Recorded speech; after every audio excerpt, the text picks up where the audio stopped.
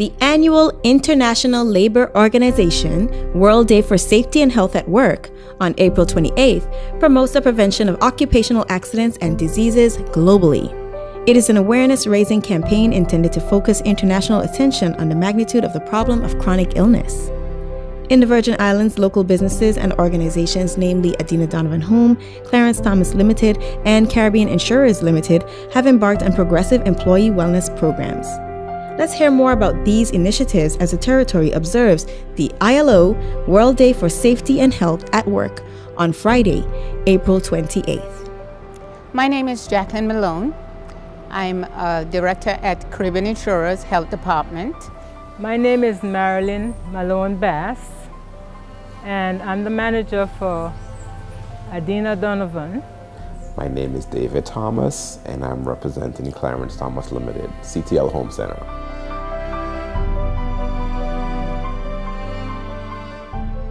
Well, what we did this year, after most of our staff started with the Ministry of Health, there was this STEP program.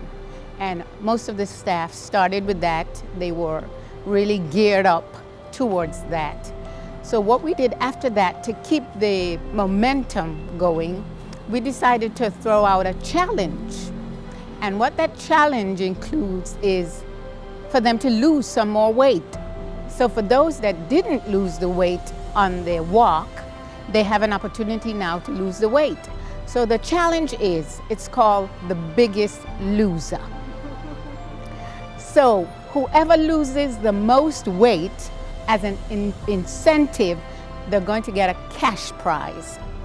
So the staff are quite geared up, ready, excited. We took their weights about 2 weeks ago, and they've been coming in and they've been weighing in, and it's going pretty good, and they're really excited. They're motivated, they're encouraging each other, so we're really excited about that. Well, what we did when we built this new store, the employees kind of like started to ask for a gym, so we actually put in a gym space.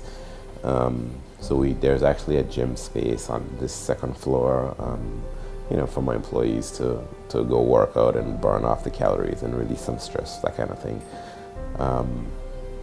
The actual equipment isn't actually in yet, but it actually will be in hopefully before the end of this year, or maybe even before the end of this month. So yeah, that's what we did.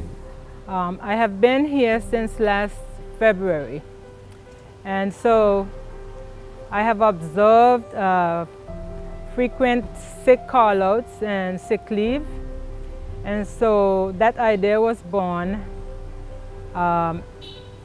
After I really gave it some thought, and I was thinking to myself that perhaps if we have a wellness program for the employees, that this would help them to become more aware of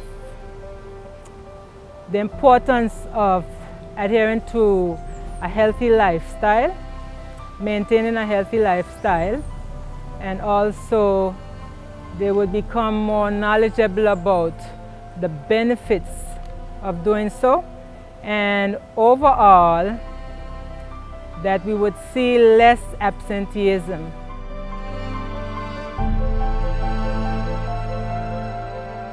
Well, what they're now doing is they're encouraging each other to go out. Let's go out. Let's call each other up at a specific time. We meet and they go out and they walk. They do it after work, or they do it sometimes early in the mornings. So we're really excited about that they're encouraging each other, and they're eating healthier.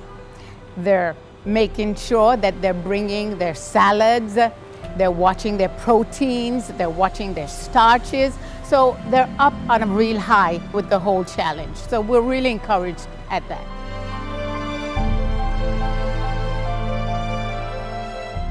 You never know. Somebody may actually, want to use the gym space, because we know there are a lot of gyms in the territory. Somebody may actually want to use a gym space, which I don't know if I'm actually do, but one of my employees may actually say, you know what, I want to be a gym instructor and start doing the whole gym thing for everybody. And then again, as far as safety goes, we're gonna just keep trying to keep everybody as safe as possible, because again, we want to make sure that that's priority. In the future, I hope to see a significant reduction in sick call-outs or sick leave. And at this time, I just want to read some statistics that I have. So according to a publication in the American Journal of Health, the following was discovered. Findings from 56 studies on worksite wellness programs showed a 27% reduction in compensation and sick leave absenteeism, a 26% reduction in healthcare costs.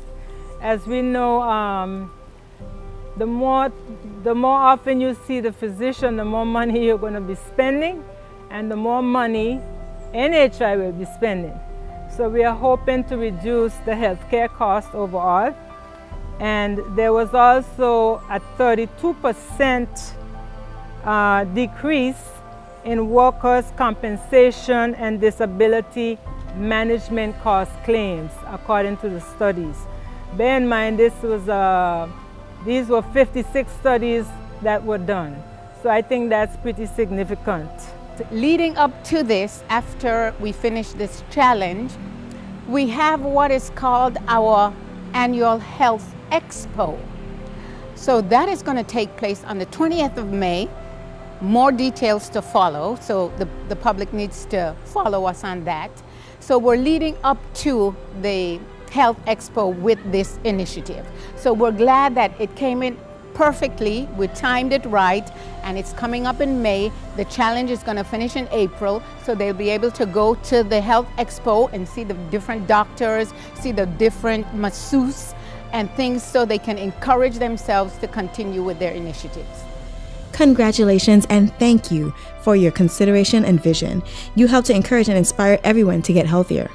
Whether it be a diet or nutrition challenge or a full-on exercise regimen, you too can make a difference at home and definitely at work.